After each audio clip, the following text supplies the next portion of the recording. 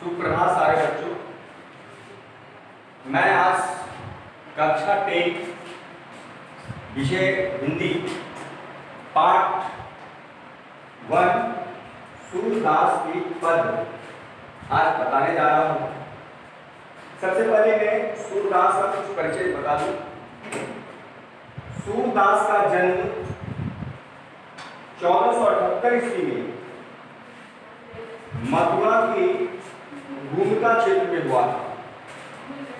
कुछ विद्वानों का मत है कि इनका जन्म दिल्ली के निकट सीधी नामक स्थान में हुआ था।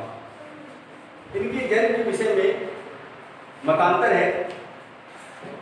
कुछ लोगों का मानना है कि इनका जन्म रुनका क्षेत्र में हुआ। कुछ लोगों का मानना है कि इनका जन्म दिल्ली के सीही नामक गांव में हुआ। चाहे जन्म जहां भी हुआ हो, परंतु इतना अवश्य है कि वे दीर्घायु थे और उनका जन्म काल भक्ति काल में हुआ।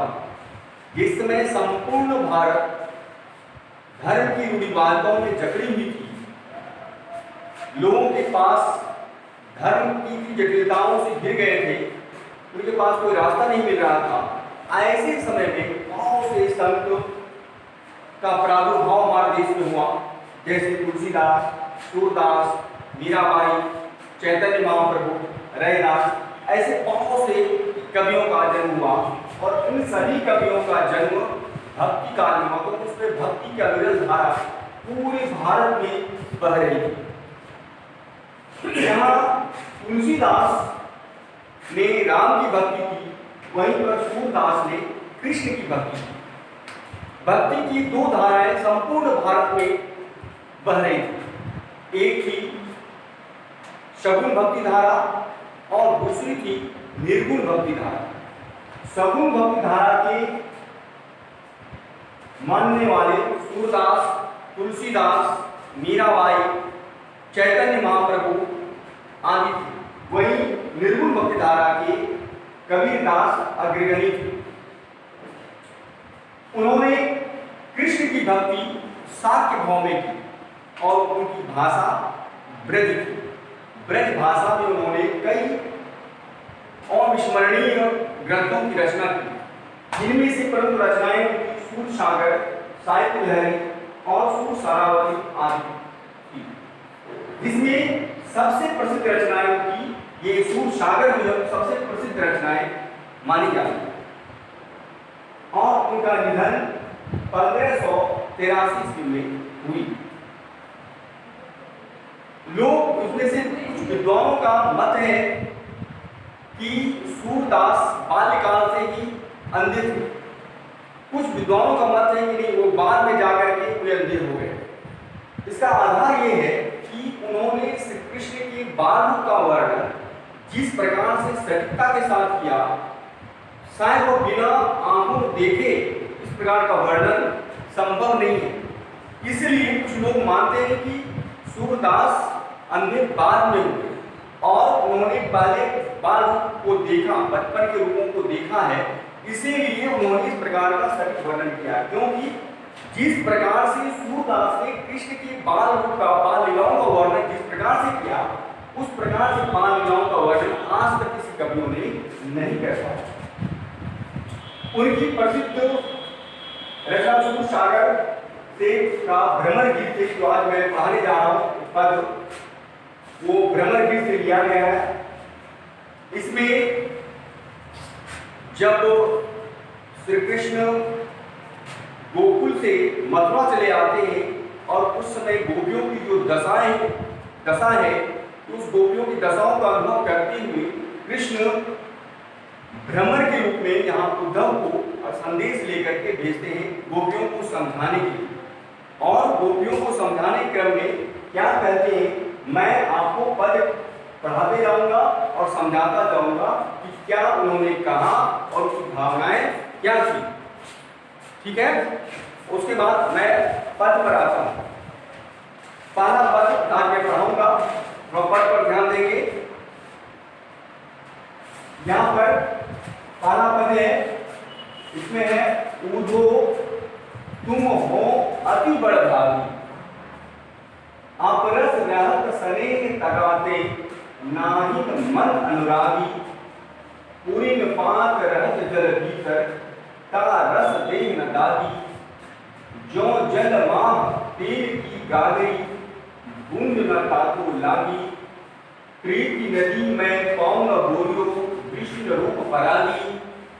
सूरदास अबला हम बोरी, गुर चाटी जो पाली। अब इसको पद की तरह पढ़ें, लयबद्ध करें। तो कैसे पढ़ेंगे हम? तो हमारे साथ आप लोग भी उच्चारण करेंगे साथ साथ। उभो तुम हो परभागी, उभो तुम हो परभागी। अपरस रहत स्नेह सगाते, नाहिन मन अनुरागी। उभो तुम होती परभागी। पूरीन पात रहत जल भीतर, तारस देह न दागी। उभो तुम होती परभागी। जो जल मांग तेल की गागरी, बूंद न ताको लागी। उभो तुम होती परभागी। प्रीति नदी में कौन बोयो, प्रीति रूप परागी। उभो तुम होती परभागी। सूरदास अपना हम गोरी, गुर चाटी जो पागी। उभो तुम होती परभागी। इस प्रकार से आप इसका उच्चारण करने का अभ्यास करेंगे। अब मैं इसका अर्थ बताने जा रहा हूं। गोपियां कहती हैं उद्धव से, हे उद्धव, तुम बड़े भाग्यशाली हो, अति बड़े भागी, बड़े भाग्यशाली हो। अर्थात एक व्यंग्य है, यहाँ एक कटाक्ष करती है गोपियां, कटाक्ष करती हुई उद्धव से कहती है तुम बड़े भाग्यशाली हो। बड़े भाग्यशाली नहीं बल्कि तुम भाग्यहीन हो।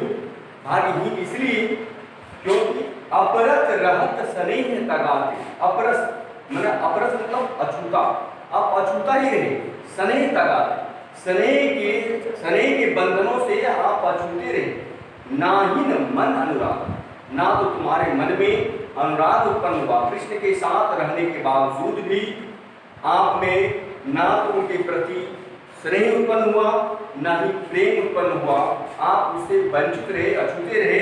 आप बड़े भाग्यशाली हैं, परंतु मैं तुम्हारी तरह या आपकी तरह बड़ा भाग्यशाली नहीं हूं। मैं अपने आप को श्री कृष्ण के प्रेम से दूर नहीं कर पाया, इसलिए आप बड़े भाग्यशाली हैं कि श्री कृष्ण के प्रेम से आप करीब रह, कृष्ण के करीब रह करके भी उससे आप बहुत दूर रहे।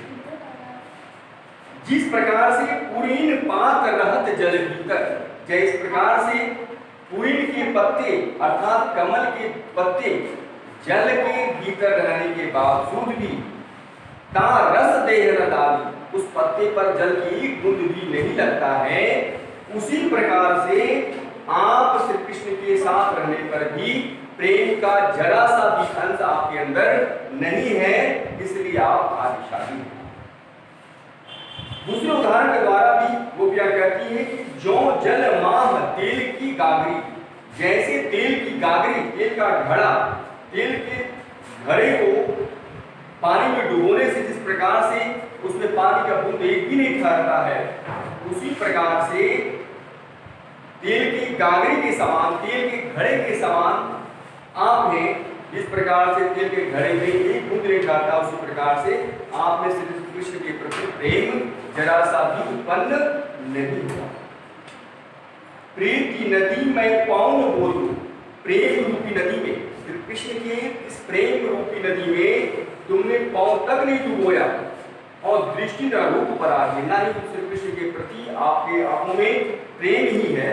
यह निश्चय ही आप भाग्यशाली हैं, बड़े भाग्यवान हैं, परंतु मैं तो भाग्यशाली नहीं हूँ। सूरदास जी कहते हैं गोपियों के माध्यम से, मैं खरी अबला, अबला स्त्री, सूरदास अबला हम भोली, मैं तो अबला भी हूँ, निर्बल हूँ, कमजोर हूँ और साथ साथ भोली भी हूँ। श्री कृष्ण के प्रेम में मैं बंध गई, श्री कृष्ण के प्रेम में मैं डूब गई, क्योंकि मैं भोली भाली ठहरी और अबला भी ठहरी। इसलिए मैं तुम्हारी तरह सबल नहीं हूँ, तुम्हारी तरह बुद्धिमान नहीं हूँ, तुम्हारी तरह छली नहीं हूँ, क्योंकि मैं सरल स्वभाव की हूँ और मेरे अंदर निर्बलता है। इसलिए मैं उसकी धारा में, उसकी प्रेम की धारा में सारी गोपियाँ बह गई। गुड़ चाटी जो बात, कहने का तात्पर्य यह है, जिस प्रकार से गुड़ की पागी में चींटियां लग जाती है, कहीं पर गुड़ रखने पर चींटियां लग जाती है, उस प्रकार कृष्ण कहीं भी रहे परंतु हमारा मन उन्हीं के प्रेम में डूबा हुआ रहता है। मैं उससे अपने आप को अलग नहीं कर सकता। जिस प्रकार से चींटियां गुड़ से अलग नहीं हो सकती, भले ही उसमें लिपट करके उसका जीवन चला जाए, परंतु मैं भी श्री कृष्ण के प्रेम में डूबी हुई रहना चाहती हूँ। भले ही हमारा जीवन क्यों न नष्ट हो जाए, परंतु मैं श्री कृष्ण के प्रेम से वंचित होकर के नहीं रह सकती। तो यह था पहला पद का अर्थ। अगर फिर भी आपको समझ में नहीं आए तो फिर बताइए, मैं पूरा एक सारांश करके एक बार समझा दूं। गोपियां कहती है कि उद्धव तुम बड़े भाग्यशाली हो, तुम श्री कृष्ण के स्नेह से, उनके प्रेम से अछूते रहे, तुम बड़े भाग्यवान हो। जिस प्रकार से कमल के पत्ते जल के भीतर रहने पर भी उसके जल की एक बूंद भी उसके शरीर में नहीं लगता, उसके पत्ते में नहीं लगता है। जिस प्रकार से तेल के घड़े को पानी में डुबोने पर भी उसमें बूंद नहीं लगता है, ठीक उसी प्रकार से श्री कृष्ण के समीप रहने पर भी, श्री कृष्ण के शाखा होने पर भी तुम्हारे अंदर प्रेम भाव उत्पन्न नहीं हुआ। मैं तुमको प्रेम रूपी नदी में पाँव तक भी नहीं डुबोया और न ही तुम्हारे आंखों में उनके प्रति प्रेम है, परंतु मैं अबला और सरल भोली भाली स्त्रियां हैं, इसलिए मेरी स्थिति तो वैसी है जैसे गुड़ में लगी हुई चींटी की तरह है। गुड़ पे की तरह नहीं है, जिस प्रकार से गुड़ से वंचित चींटियां नहीं रह सकती है, उसी प्रकार मैं श्री कृष्ण के प्रेम से वंचित नहीं रह सकती। धन्यवाद।